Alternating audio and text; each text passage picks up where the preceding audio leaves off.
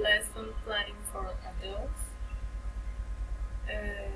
The strategies that we develop are writing and reading, and the topic that we are going to talk is about future forms.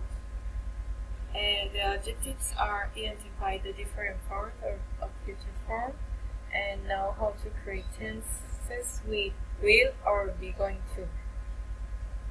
First, the warm up is gonna be the explanation for to the teacher about the different expressions of future forms in different ways. With future simple, we be going to show in future progressive and present simple and present progressive. The time of the activity is going to be 30 minutes, and the resource is gonna be YouTube video.